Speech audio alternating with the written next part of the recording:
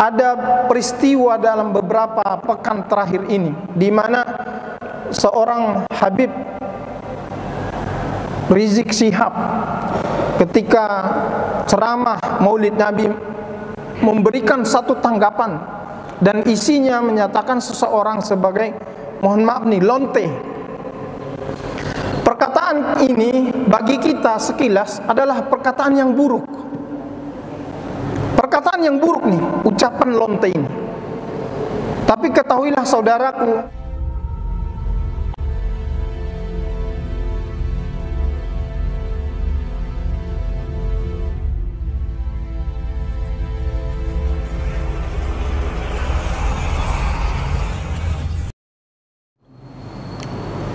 tema kajian kita sebagaimana 2 pekan yang lalu adalah melanjutkan 6 cara berkomunikasi dan berkata-kata di dalam Al-Quran. Kemarin kita sudah sampaikan 3 bentuk, diantaranya adalah yang pertama cara berkomunikasi, berdakwah ataupun berucap.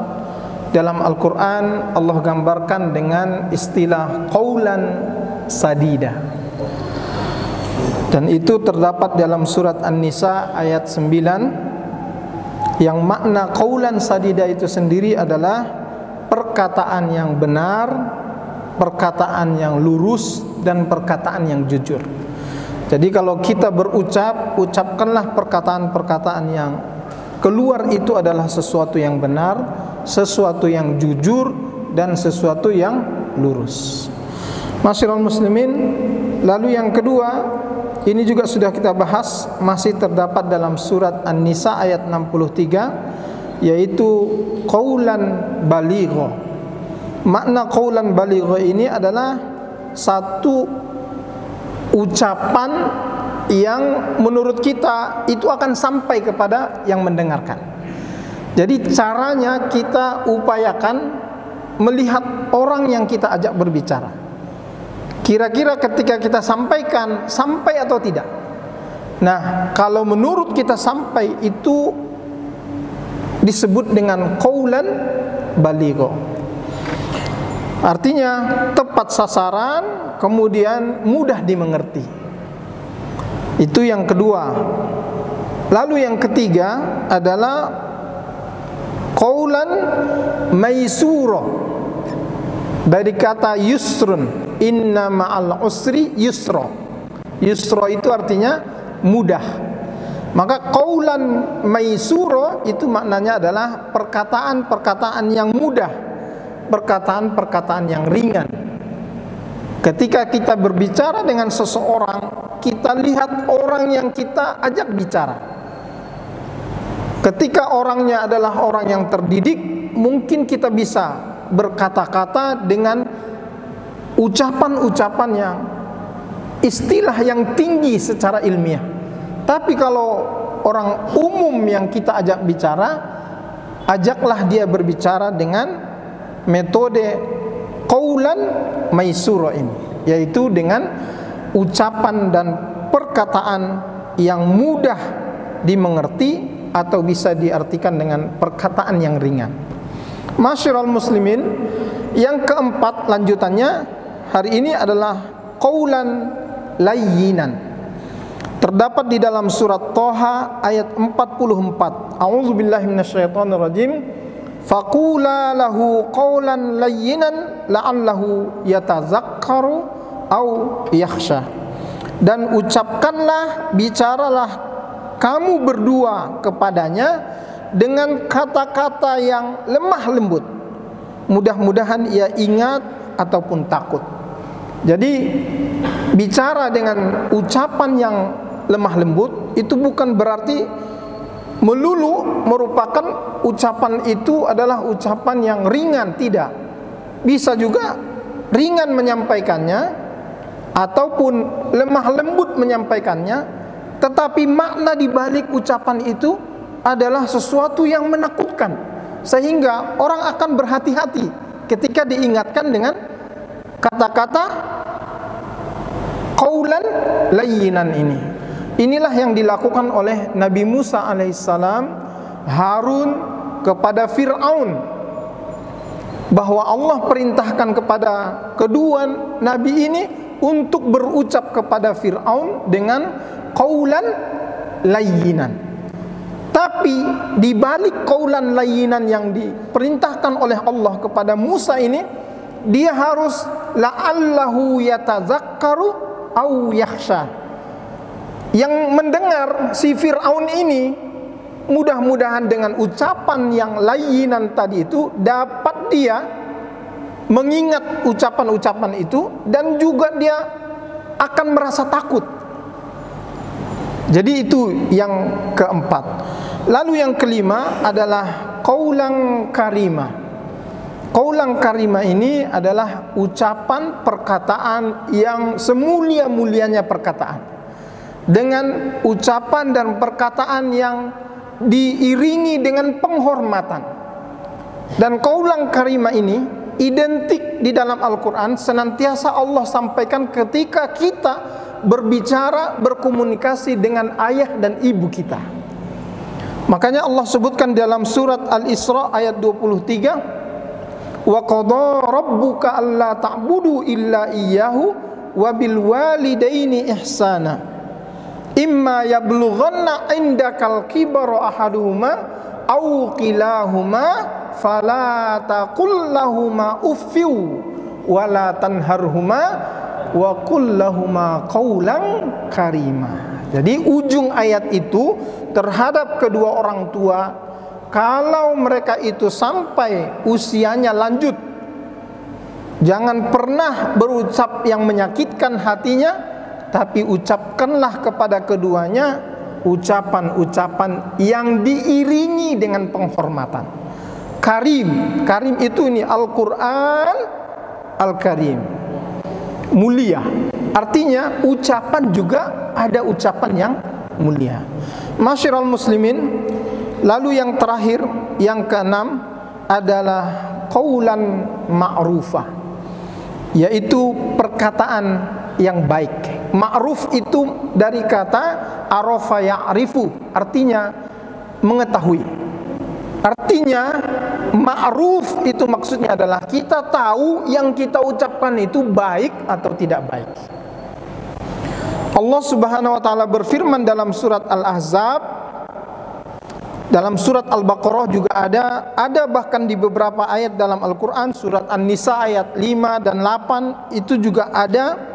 Tapi kita baca surat Al-Ahzab ayat 32. A'udzubillahi minasyaitonirrajim. Ya nisa'an nabi, wahai istri-istrinya Nabi, lastunna ka ahadim minan nisa. Kamu istri-istri Nabi tidaklah sama dengan istri-istri yang lain atau istri orang selain Nabi.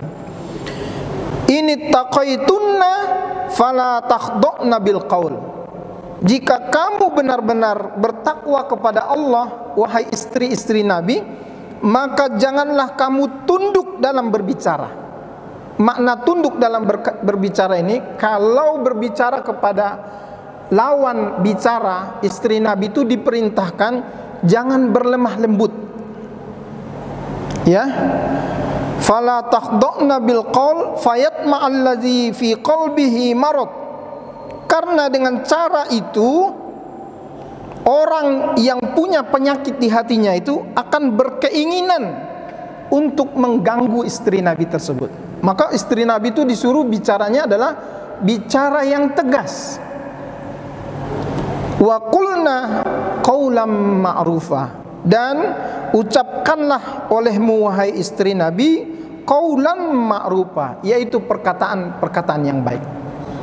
Kalau kita baca tafsir hadis ini, tafsir dari ayat ini, kita akan temukan bahwa untuk wanita-wanita ketika berhadapan dengan lawan bicara yang laki-laki, terutama yang sudah menjadi istri orang, itu jangan dia merendah-rendahkan suaranya, mengayun-ayunkan suaranya, karena itu akan berbahaya. Ketika lawan bicaranya adalah orang yang punya penyakit di hatinya, itu bisa akan menimbulkan rasa, bahkan akan terganggu, tergoda dan lain sebagainya. Maka kata-kata yang paling tepat untuk diucapkannya adalah dia harus tegas dalam berkata, tetapi ucapannya adalah ucapan yang baik. Nah, itulah yang oleh ulama dikategorikan sebagai qaulan ma'rufah. Masyarul muslimin, sebagai penutup, ada peristiwa dalam beberapa pekan terakhir ini di mana seorang Habib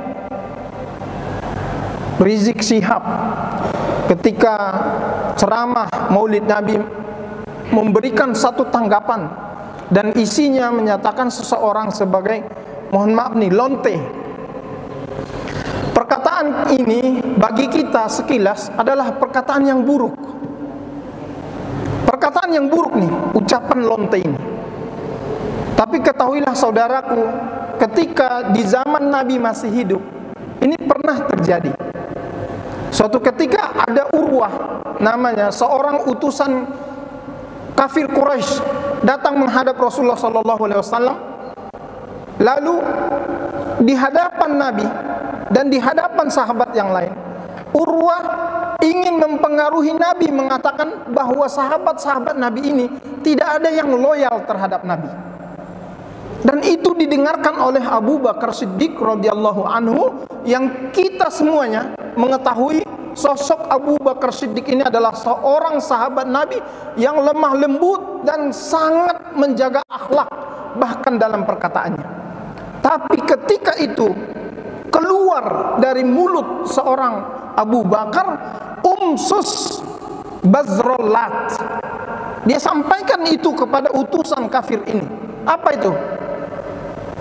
Kamu sedot itu kotorannya si patung Lat. Ini mohon maaf nih, jorok nih. Kamu sedot kotoran yang keluar dari kemaluannya itu patung Lat yang kalian sembah. Itu disampaikan oleh Abu Bakar Siddiq radhiyallahu anhu. Ucapan ini ada di dalam Sahih Bukhari sebagai satu keterangan karena Nabi langsung ada di tempat itu. Apa yang dilakukan oleh Nabi? Apakah Nabi menegur Abu Bakar? Apakah Nabi memberikan peringatan kepada Abu Bakar? Tidak. Nabi diam di saat itu. Apa maknanya itu? Ketika sahabat Nabi berbuat atau melakukan sesuatu di hadapan Nabi SAW, lalu Nabi diam, ketahuilah saudaraku semuanya bahwa itu juga merupakan hadis sunnah yang masuk kategori takrir. Hadis Nabi itu qaulan, fi'lan, wa takriran.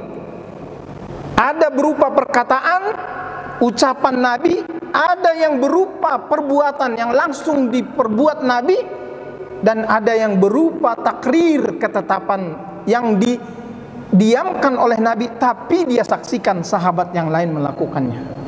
Masyarul muslimin, ketika ucapan-ucapan yang senada ini keluar dari seorang yang berilmu, meskipun mungkin tidak sampai dalam akal pikiran kita, jangan pernah mencela ulama yang berilmu itu. Tapi yakini, cari tahu dulu apa yang terjadi di balik itu. Jadi ada di dalam surat An-Nisa ayat 148 atau ayat yang pertama di juz yang ke-6. Allah Subhanahu wa taala berfirman, la yuhibbullahul jahra. Allah tidak menyukai, mencintai satu perkataan yang buruk yang keluar, illa man zulim, kecuali dia keluar dari seseorang yang dizolimi. Apakah Habib Rizik Syihab itu terzolimi? Sudah cukup bukti untuk kita mengatakan beliau adalah orang yang terzolimi. Masyarul muslimin rahimakumullah, apalagi yang menuduh-nuduhnya sebagai Habib dengan kata-kata celaan, itu adalah seorang yang kita kenal sebagai mujrimah, pelaku dosa. Bahkan dia sendiri mengakui bangga kalau dia itu adalah lonte. Bahkan dia sendiri mengatakan dia tidak punya cita-cita untuk masuk surga. Bahkan dia ingin masuk neraka supaya ketemu dengan Michael Jackson dan orang-orang yang sekarang ini termasuk orang-orang yang pendusta. Maka ma'asyiral muslimin, jangan salah menilai siapa yang perlu kita bela dan siapa yang seharusnya kita tidak bela. Inilah yang dapat saya sampaikan, mudah-mudahan bermanfaat. Subhanakallahumma bihamdika asyhadu an la ilaha illa anta astaghfiruka wa atubu ilaik. Al-afwu wassalamu alaikum warahmatullahi wabarakatuh.